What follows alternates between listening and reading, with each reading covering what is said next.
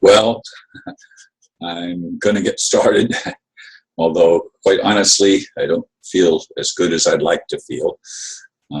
Maybe mention a little bit of that after I read this blurb, which is for the 10th of September. It's, "Are we part of the greatest deception?"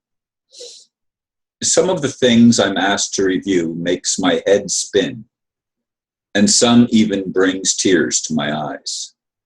People are still pushing the idea that physical reality and time are just an illusion. That's right. Time and space do not exist.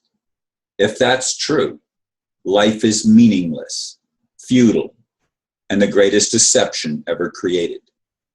I'm not saying I do not grasp the idea that what we experience came from spiritual dimensions, as in an invisible creator. Of course it did.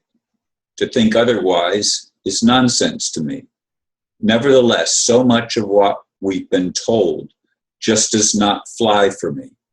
As I've said before in other videos, I am questioning things I took for granted before the theft of my non-mortgaged home by a crooked bank operating through a criminal court system.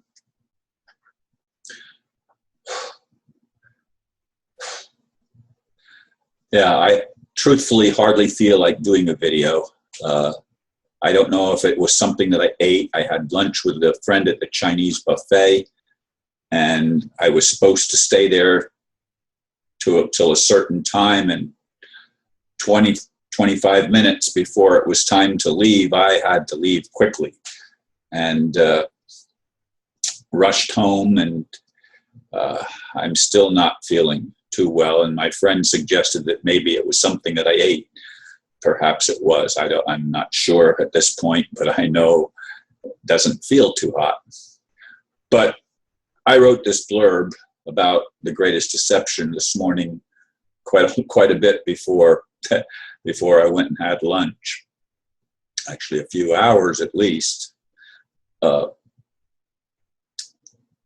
And I don't know how focused I am right now as I would have been if I had done the video at that time, but I didn't. I watched some other videos that and things that people had presented to me earlier in the morning that, as I said, made my head spin. Folks, I want nothing more in my life than to see the fulfillment of what I thought my life mission was. I shared this with my friend as we had lunch together. All of my life since I was a little boy, I have felt that I was here to help bring the kingdom of heaven to earth. And I honestly did not think I'd be in 2016 having my home stolen from me and still not be in the kingdom of heaven.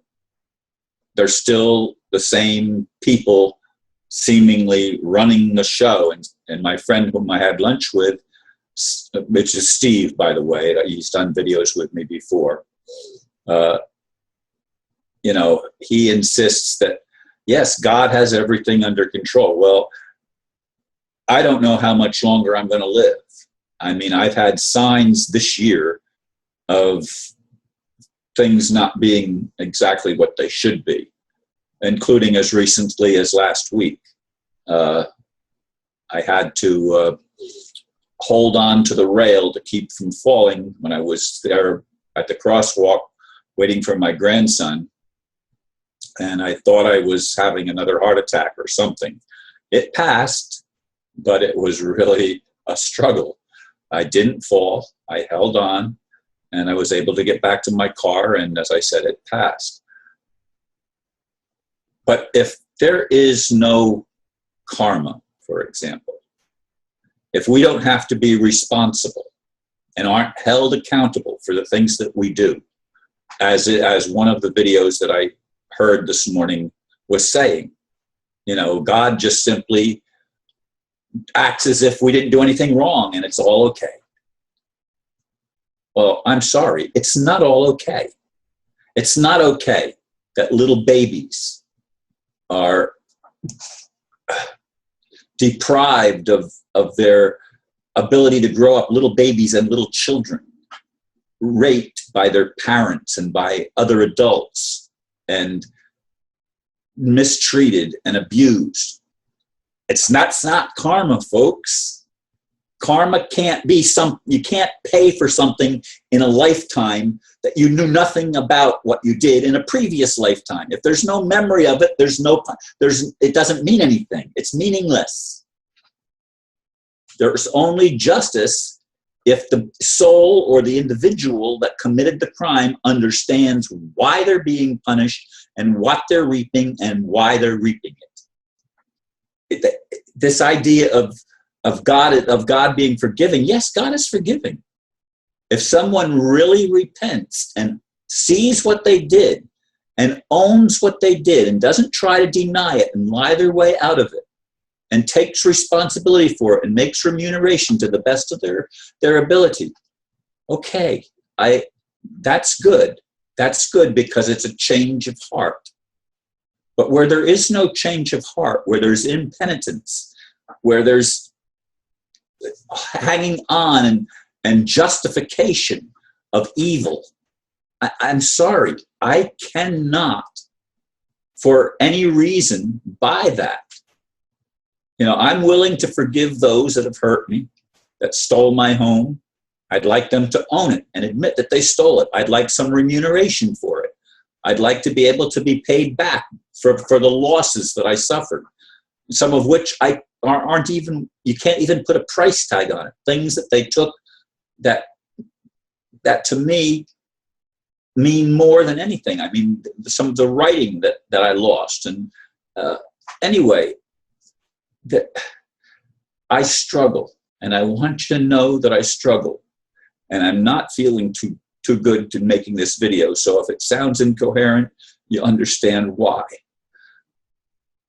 But I really want the Creator to start taking action. That was one of the things that really irritated me, that the Creator, it's up to us. The Creator isn't going to, I don't remember where I saw that or read it or whatever, heard it, but the saying was, it's up to us. God isn't going to do anything.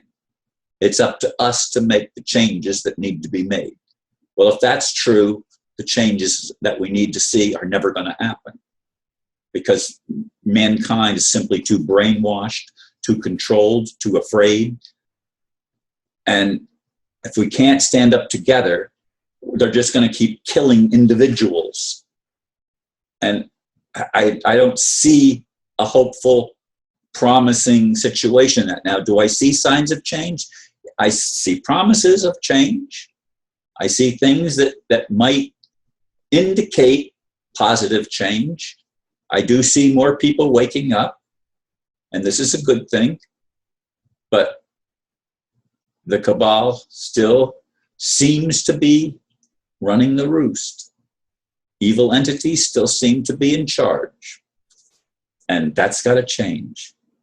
The greatest deception to me is that everything is just an illusion. No, this is our life. And time and space are not illusions. It's how we experience our life.